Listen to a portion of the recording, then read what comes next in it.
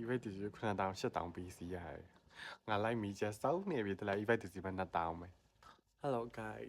ဒီခုမှတော့ event ကြောင်းလာမိထားပါတော့ event ကြောင်းအရင်ပကန်သွားရလေဟိုအရင်နေ့ဒီစင်မှာပြီးလို့ဒီတနေ့ဒီစင်မှာထပ်သွားတော့မယ်အဲ့ဒါခုမှ event ကြောင်းလာမိ event ကြောင်းမိတော့လည်းပြောပြမှာဘာလို့ဆိုပြောပြရမလဲဆိုတော့လေကိုရီလည်းချင်မိခံခဲ့ရလေဒီ event မကျေနပ်ဘူးပေါ့နော်မကျေနပ်တဲ့အတွက်ကြောင့်လာပြောပြဘာမကျေနပ်လဲဆိုတော့သူများရဲ့ event တစ်စီကို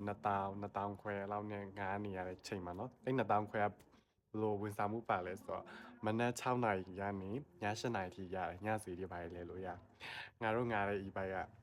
မနက်9နာရီည6နာရီအဲ့ဒါငါတို့ဘလောက်ပြီးလိုက်ချင်တော့4000ခွဲ4000ခွဲရ I don't care ဘာမှဖြစ်ဘူးပြကြဟာကြရဲ့တနေ့ event နဲ့စီငားတယ်တနေ့ event နဲ့စီငားထားလိုက်